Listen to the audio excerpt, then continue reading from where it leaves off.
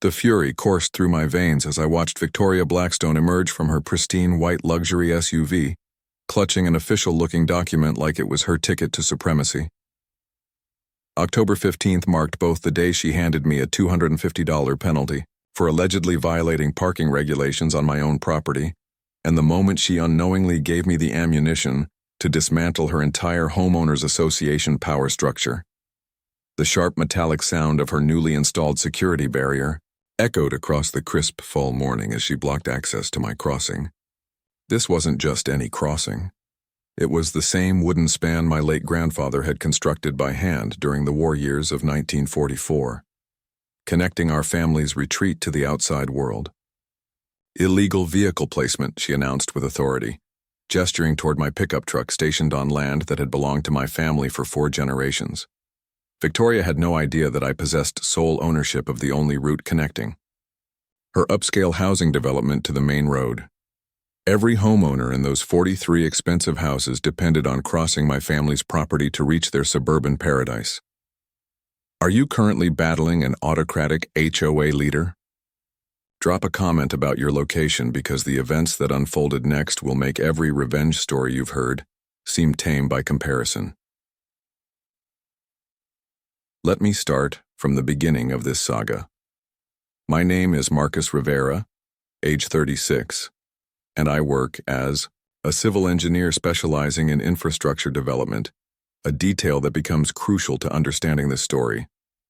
2 years prior, my grandfather left me his 1940s fishing lodge situated on Crystal Lake. This property wasn't ordinary.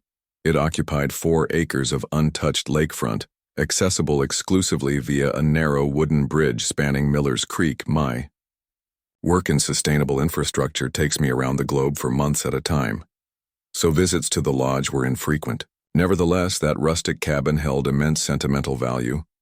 Grandpa had taught me to cast lines from that old pier, helped me recognize every wildlife sound carried across the water, and shared countless evenings recounting tales of constructing that bridge with nothing but determination and basic tools.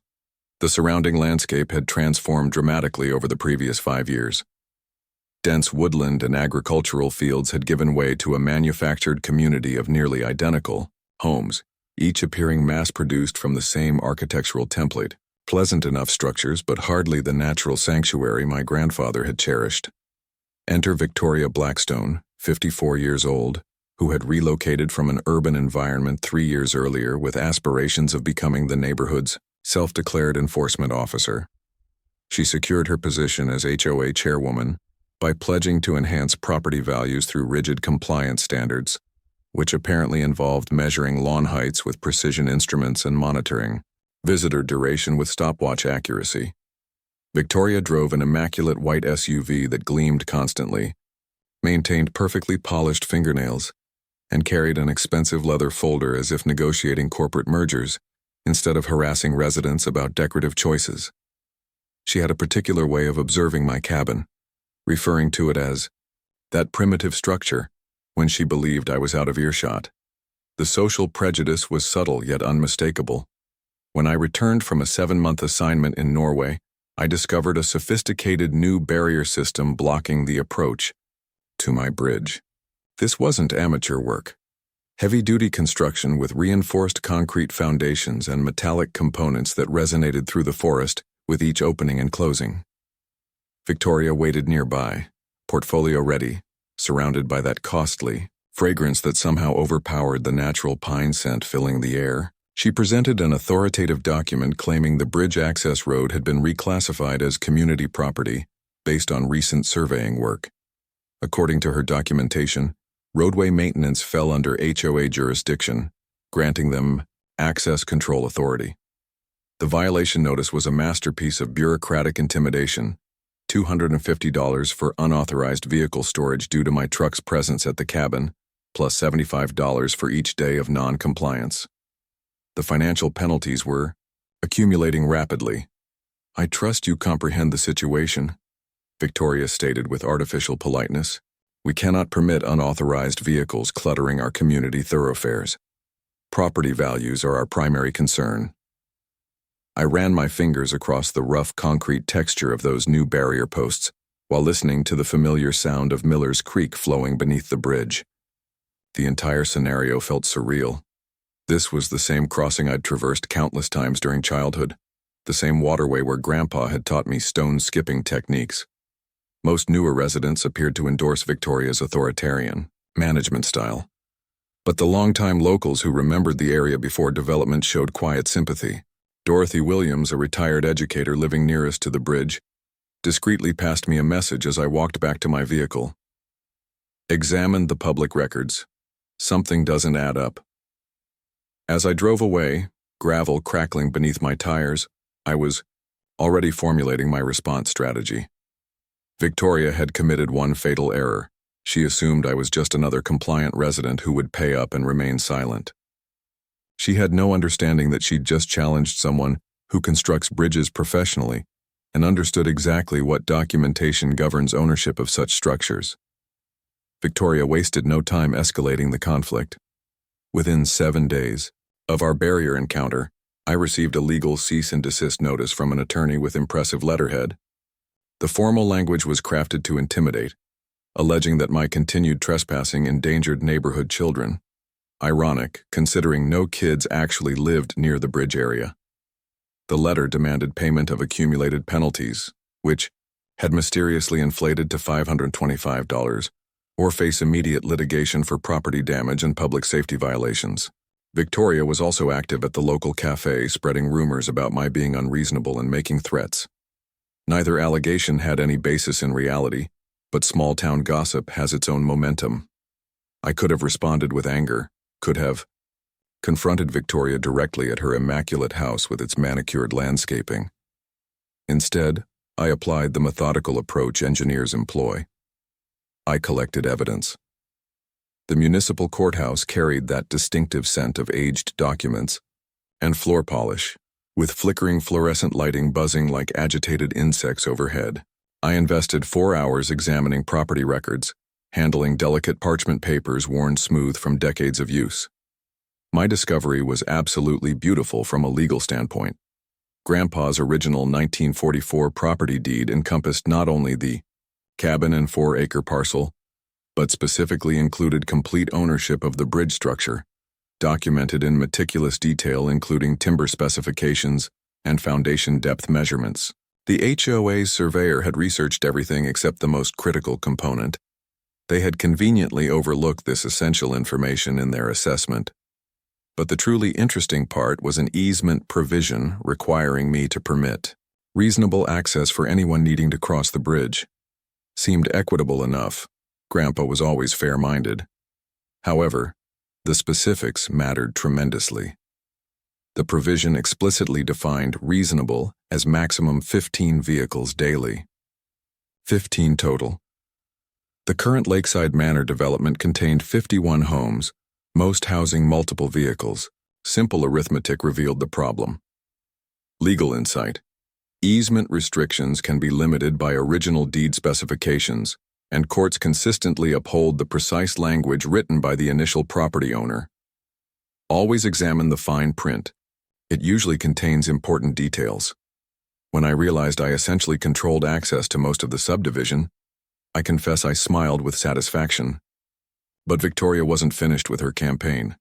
She escalated by installing surveillance equipment aimed directly at my bridge, claiming community safety monitoring purposes. Then she began maintaining detailed violation logs, documenting every instance I crossed to my own property like she was building a criminal case. The woman even pressured other residents to sign a petition demanding my cooperation with community regulations. Most people signed simply to stop her persistent door-to-door visits. Victoria's teenage son was present during one of these petition drives, and I swear that kid's eye-rolling was so dramatic I worried he might injure himself. The community was beginning to take notice. Dorothy Williams whispered to me at the postal facility, with Miller's Creek babbling nearby to mask our conversation, that Victoria had been investigating my financial situation. Apparently, she wanted to determine if I could afford a prolonged legal battle. 4 established residents approached me privately over the following days. Robert Chen, a military veteran residing on the lake, told me Victoria had hassled him about his flag display being oversized for community standards. Linda Martinez, who worked for the regional newspaper, mentioned Victoria had attempted to have her terminated for writing an article about property rights.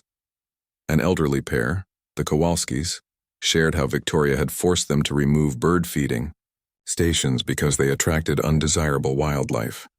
I was starting to understand this wasn't genuinely about my bridge access. This was about a pattern of intimidation that had persisted for months, and I'd simply become the latest target.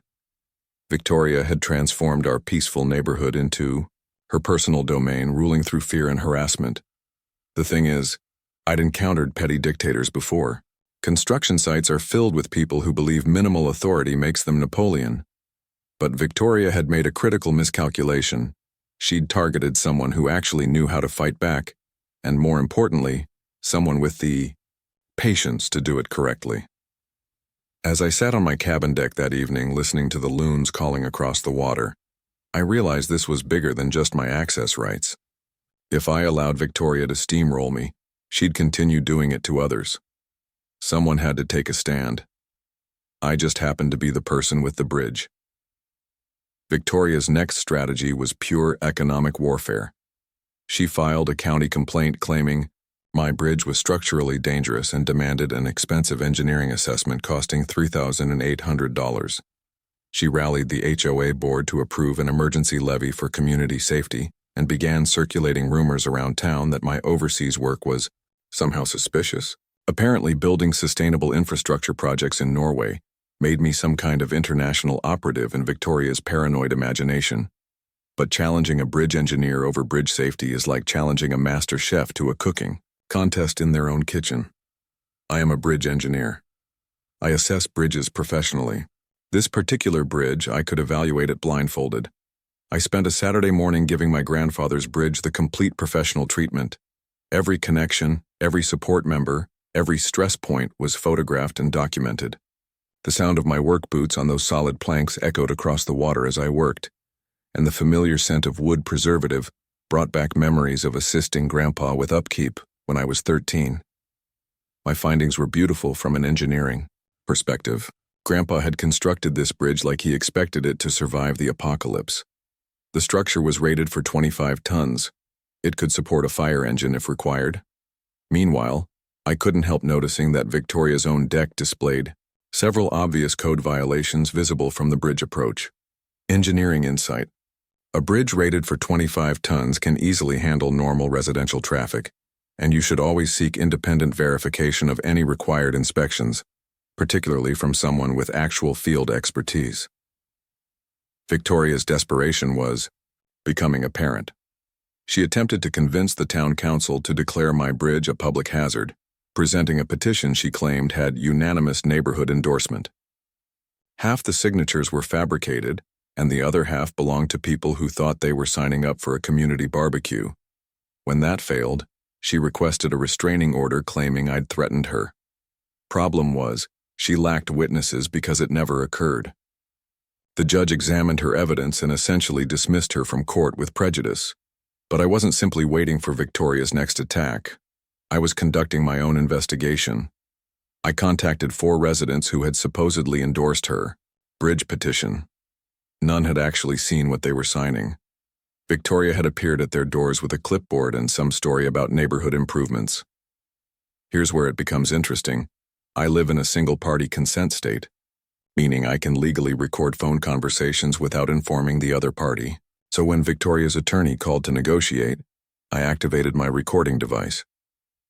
25 minutes into the conversation, that lawyer accidentally admitted they knew I owned the bridge, but were hoping I wouldn't contest it because most people don't understand property law. He actually said, and I quote, "Frankly, we're counting on this guy not knowing his rights." Wrong assumption, counselor. My cat Smokey had become an unofficial character judge during this drama. That gray tabby would sit in the cabin window and hiss whenever Victoria's SUV passed by. Even my cat recognized something was wrong with this woman. The community was slowly awakening to what was really happening. Dorothy Williams revealed she was actually a retired legal assistant and offered to help with research. Robert Chen shared his own expertise with bridge construction from his military engineering background.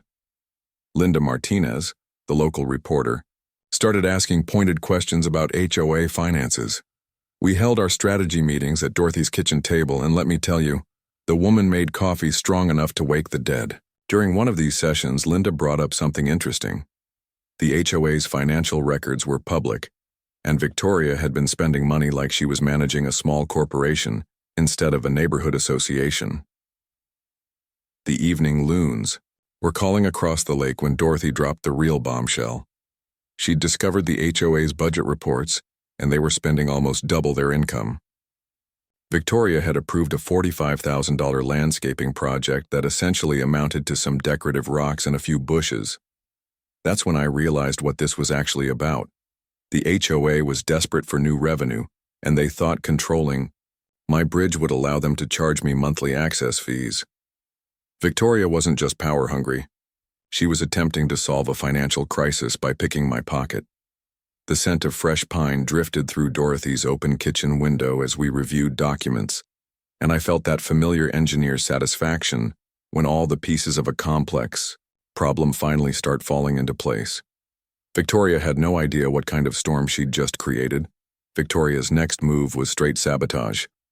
She hired a contractor to install what she called aesthetic improvements along the bridge approach. Concrete obstacles positioned to appear like landscaping, but actually designed to prevent my truck from reaching the bridge. The grinding sound of the concrete saw at 6:30 a.m. woke up half the neighborhood, and the dust cloud hanging in the air resembled a small cyclone touching down. When I arrived to find my access completely blocked, Victoria was there with her clipboard, claiming it was a beautification project approved by the design committee. Interesting fact about that committee: it consisted entirely of Victoria and 2 residents who followed her orders to avoid getting on her bad side. But Victoria had finally made a mistake I could use in court. I filed an emergency injunction to have those obstacles removed, armed with my original bridge deed and a proper survey clearly showing the approach road as part of my property. The judge was not pleased. When Victoria attempted to argue with His Honor about community standards and property values, he interrupted her mid-sentence and ordered the barriers removed within 24 hours. Then he fined her $3,000 for contempt when she continued talking.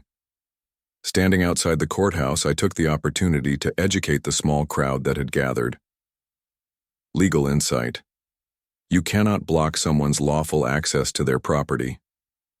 That's called landlocking, and it's illegal in all 50 states. Courts take property access rights very seriously, so document everything if someone tries to restrict your access. Victoria's retaliation was swift and predictable. She launched a harassment campaign that would have impressed a middle school bully. Anonymous tips to county inspectors about safety violations at my cabin, noise complaints about my truck, which visited exactly twice monthly, pressure on HOA residents to ostracize me and anyone who supported me. The woman even tried to have my professional engineering license investigated, claiming I was mentally unstable and posed a threat to public safety. The state licensing board examined my record and essentially told her to stop wasting their time. But something interesting was happening in the community. Robert Chen organized what he called the Bridge Defense Alliance, a group of residents fed up with Victoria's reign of terror. Dorothy Williams was using her legal assistant skills to dig deeper into Victoria's background, and her findings were fascinating.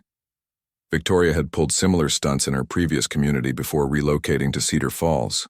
She'd been involved in neighbor disputes, filed frivolous lawsuits, and generally made life miserable for anyone who crossed her. The woman had a pattern. Linda Martinez was conducting her own investigation into the HOA's finances, and the numbers weren't adding up. There were irregular payments, mysterious consulting fees, and expenditures that didn't match any visible improvements to the community. Then my homeowner's insurance agent mentioned something interesting during a routine call. If anything happened to my bridge, if it was damaged or destroyed, the HOA residents would become landlocked too. Their property values would plummet without bridge access, and most insurance companies would refuse to cover properties that couldn't be reached by emergency vehicles. When I shared this revelation with the Bridge Defense Alliance, you could practically hear the light bulbs clicking on. Victoria wasn't just harassing me. She was potentially destroying everyone's property values with her reckless behavior. Victoria must have sensed the tide turning because she called an emergency HOA meeting to discuss what she termed the Marcus problem. Her PowerPoint presentation, complete with Comic Sans font, which made even her supporters cringe, proposed a special assessment to buy out my bridge rights for the insulting sum of $8,000. Legal insight. HOA board members have fiduciary duties, meaning they're legally required to act in the community's best interest, not their own. Embezzlement from HOA funds is a felony in most states, and residents have the right to see all financial records. Demand transparency. The technical preparation was crucial, but the real work was building community support. I visited every affected resident personally, explaining the situation without attacking Victoria's character. I let the facts speak for themselves. The response was overwhelming. People were angry about being manipulated, but they were angrier about being robbed. We built a coalition of 36 out of 51 homeowners. These weren't just signatures on a petition. These were people ready to stand up and be counted when things got tough. Robert's wife started bringing homemade cookies to our planning sessions, and she dubbed us the Bridge Club, which actually stuck. Smokey, my gray tabby, became our unofficial mascot, attending every meeting and providing moral support by purring loudly whenever we made progress. Dorothy's color-coded filing system was so thorough, it would have impressed the FBI. Every document was cross-referenced, every timeline verified, every piece of evidence organized for maximum impact. The woman had missed her calling as a federal investigator, but Victoria wasn't sitting idle. She tried to spy on our activities, hiring a private investigator to find dirt on me. She spread rumors that our planning group was made up of conspiracy theorists trying to destroy the community. She even attempted to schedule a competing HOA meeting on the same night as the town hall we'd requested. Meanwhile, I was reaching out to my professional network. Engineering colleagues provided character references. Previous clients sent testimonials about my integrity. My professional association confirmed my stellar reputation. Even contacts from my international sustainable infrastructure work vouched for the legitimacy of my overseas projects. The trap we were setting was elegant in its simplicity. We were going to let Victoria hang herself at a public meeting with county officials and media present. I prepared questions that would force her to lie publicly, and Linda Martinez had already alerted state fraud investigators about the embezzlement. The sound of papers rustling filled Dorothy's kitchen as we organized our evidence for maximum impact. We assigned speaking roles to different team members, prepared backup plans for Victoria's likely responses, and arranged media coverage to ensure accountability.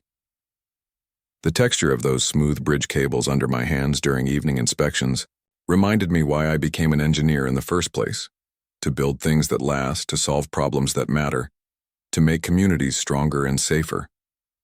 Victoria had spent months trying to tear down what my grandfather had built. Now it was time to show her what happens when you pick a fight with someone who builds bridges instead of burning them. As autumn leaves crunched under our feet during final preparations, I realized this had become about much more than property rights.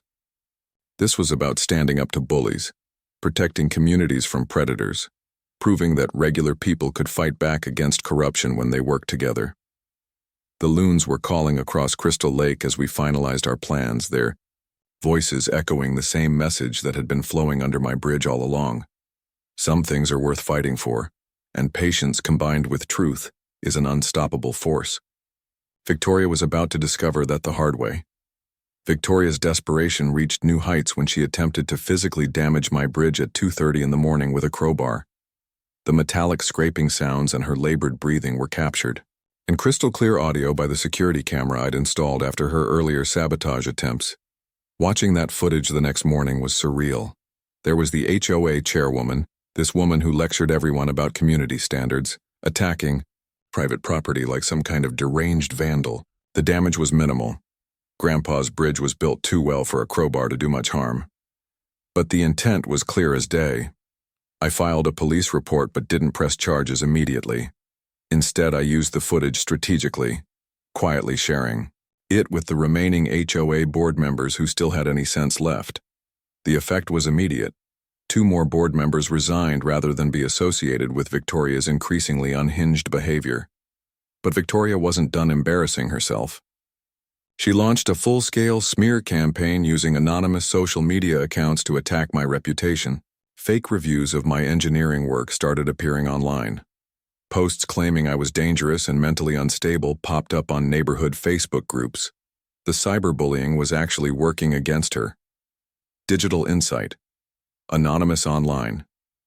Attacks can be traced and prosecuted, and defamation is defamation whether it's spoken or posted online. Screenshot everything. Digital evidence disappears quickly, but screenshots are forever. The community was getting disgusted with Victoria's behavior. Her own neighbors started reporting suspicious late-night activity around her house. The support that had once propped up her reign of terror was evaporating faster than morning dew. Meanwhile, Dorothy Williams' banking contacts had uncovered something even more damaging. Victoria had attempted to take an emergency loan against the HOA reserves without proper board approval. When the bank refused, she'd forged board members' signatures on the loan documents. That's when I knew we had her completely. Embezzlement was bad enough, but forgery, that was federal crime territory. Victoria must have sensed the walls closing in because she made one last desperate play. She offered me a bribe, called me up out of the blue with her voice shaking, offering $18,000 to drop everything and move on. I recorded that conversation legally, and it was a goldmine. Victoria actually admitted she may have made mistakes with HOA funds. She accidentally confessed to other financial irregularities I hadn't even discovered yet. The woman was falling apart in real time. "Look, Marcus," she said, her voice cracking. "Maybe I got a little overzealous about community standards. Maybe some paperwork got mixed up, but we can work this out privately, can't we?" The community tension was reaching a breaking point. Some residents feared their property values would suffer from the scandal. Others were furious that they'd been paying HOA fees to fund Victoria's crimes. The once peaceful neighborhood felt like it was holding its breath, waiting for the other shoe to drop. The uncomfortable silence at community gatherings was deafening. People chose sides in grocery store aisles. Former friends stopped speaking to each other. Victoria had managed to divide a community that had lived in harmony for years, but not everyone was fooled by her act. 4 more residents came forward, with their own Victoria horror stories: harassment, financial irregularities, and abuse of power that went back to her first year as HOA chairwoman. The pattern was clear to anyone willing to see it. Victoria's final threat was the most revealing of all. She called me one evening, completely unhinged, threatening to destroy my reputation if I didn't back down. She claimed she had connections, who would ruin my career, and implied she'd fabricate safety violations on my bridge if I kept pushing. The woman was clearly detached from reality. She was facing criminal charges, had lost the support of her community, and her husband had moved, out with the kids. Yet she still thought she could intimidate her way out of the mess she'd created. I documented every escalation methodically, building a timeline that showed Victoria's increasingly erratic behavior. My restraint and professionalism throughout. The whole ordeal stood in stark contrast to her desperate thrashing.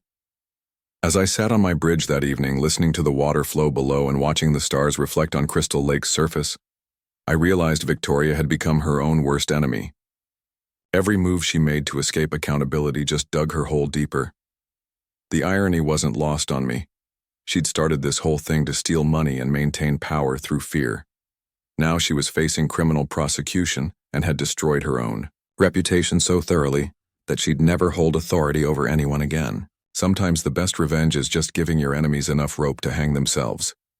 Victoria's final desperate act was calling county emergency services at 1:45 a.m., claiming my bridge was actively collapsing and posed an immediate threat to public safety. The sirens wailing through the quiet night woke up half the neighborhood, with fire trucks, ambulances, and emergency vehicles racing toward the bridge, with diesel engines rumbling and radio chatter filling the air. I got the call from the fire chief at 2:23 a.m. "Marcus, we've got reports of structural failure at your bridge. We need you down here to assess the situation." When I arrived, Victoria was standing there in her bathrobe, pointing dramatically at the bridge and claiming she'd heard cracking sounds that indicated imminent collapse. The fire chief, a no-nonsense guy named Captain Rodriguez, took one look at the perfectly solid bridge and then looked at me. "You're the engineer who builds infrastructure overseas, right?" he asked. When I nodded, he said, "Mind taking a look and telling us what you think?" My professional examination took about 12 minutes. Every joint was solid, every support beam was exactly where it should be, and the structure was as sound as the day Grandpa finished building it. Captain Rodriguez watched me work, and when I gave him my assessment, he announced publicly that the bridge was safer than most county roads. Victoria's credibility died right there in front of a dozen witnesses. The fire chief didn't mince words. "Ma'am, filing false emergency reports is a crime. You've wasted taxpayer resources and endangered real emergencies by tying up our crews." But the real bombshell came the next morning when the state investigators finished their forensic audit of the HOA finances. The number was staggering.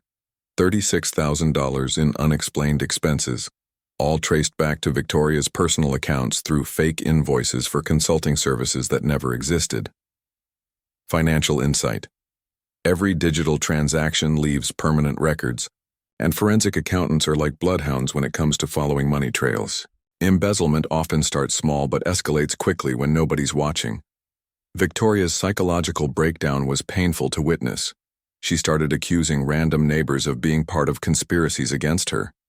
She left paranoid notes on people's doors, claiming Marcus was part of some deep state plot to destroy suburban communities. Her husband had already moved out with the kids, and even her most loyal supporters were quietly backing away. But something beautiful was happening in the community. Residents organized a bridge appreciation day, bringing picnics to eat near the bridge and celebrating the structure that connected their neighborhood.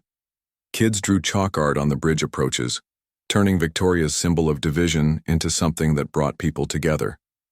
The media attention was incredible. Linda Martinez's article got picked up by regional news stations, and the story went viral on social media with the hashtag #BridgeJustice. National HOA reform advocates started citing our case as a perfect example of what happens when petty tyrants get unchecked power. Victoria became a cautionary tale in property rights circles, the poster child for everything wrong with HOA culture. Her face was plastered across news websites as the HOA president who tried to steal a bridge. The legal consequences were mounting fast.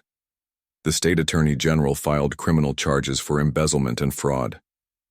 The HOA filed a civil lawsuit demanding restitution. Her real estate license was under review for professional misconduct. The IRS started asking uncomfortable questions about unreported income. As I sat on my bridge at sunset, processing everything that had happened, I realized this fight had never really been about me personally. I'd become a symbol of something bigger, the idea that ordinary people could stand up to petty tyranny and win. The evening birds were calling across the lake, and the peaceful silence felt like a benediction after months of conflict. Victoria had tried to turn my inheritance into her personal cash cow, but instead she'd awakened a community that refused to be bullied. Her final desperate act was attempting to flee town with the remaining HOA funds she could access, about $9,500 in cash. Airport security stopped her at the gate, and the local news cameras captured her perp walk in all its pathetic glory. Standing there in handcuffs, her perfectly manicured image finally cracked. Victoria looked like what she'd always been underneath the expensive clothes and fake authority. Just another small-time crook who'd gotten too greedy for her own good.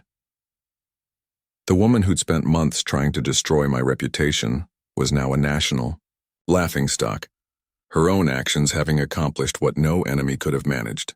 She'd built her own prison out of lies, theft, and abuse of power. As the police car drove away with Victoria in the back seat, I couldn't help but think about Grandpa's bridge, still standing strong, still connecting communities, still serving its purpose long after the person who tried to steal it had been forgotten. Some things are built to last. Others are just built to fall. The town hall was packed beyond capacity. 180 people crammed into a space designed for maybe half that, with news cameras from 4 different stations and reporters taking notes in the back.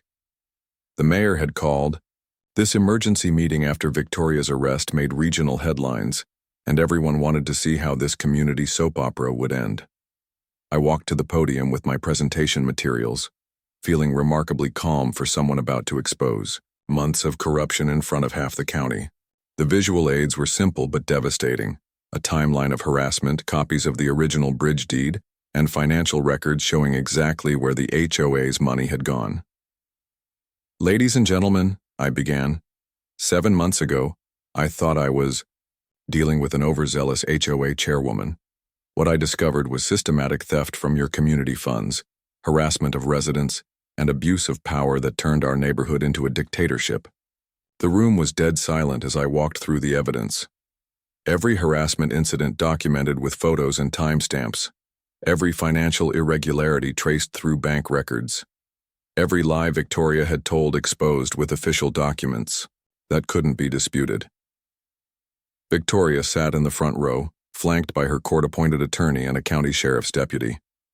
She was technically out on bail, but her lawyer had advised her not to speak. That advice lasted about 6 minutes. When I played the recording of Victoria's bribery attempt, where her own voice admitted to mistakes with HOA funds, Victoria jumped to her feet and started shouting accusations. "This is all a conspiracy. Marcus orchestrated my financial problems. He's been planning this from the beginning." Her lawyer tried to pull her back down, but Victoria was beyond reason. She pointed wildly around the room, claiming everyone was out to get her, that I had somehow forced her to embezzle money and harass neighbors. The woman was having a complete psychological breakdown in front of 180 witnesses and 4 news cameras. "Mrs. Blackstone," the mayor interrupted, "you're out." "Of order." "Please sit down." "Out of order?"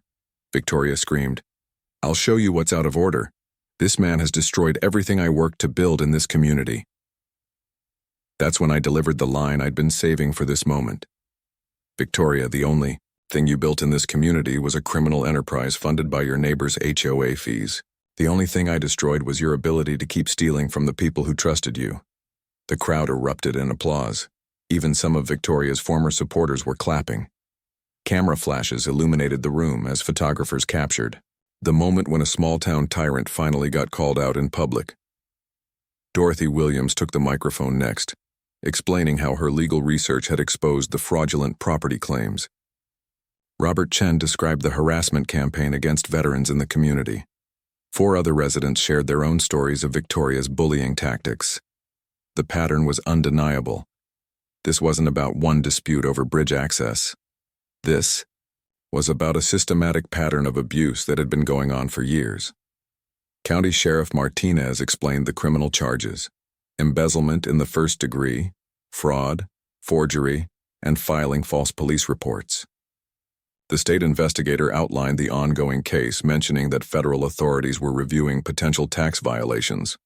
The FBI representative confirmed they were looking into mail fraud charges related to the fake HOA documents. Judge Patterson, who was attending as a community member, announced the emergency restraining order that prohibited Victoria from HOA property or meetings. She was also required to surrender all HOA documents and any remaining funds in her possession. The HOA media attention was intense.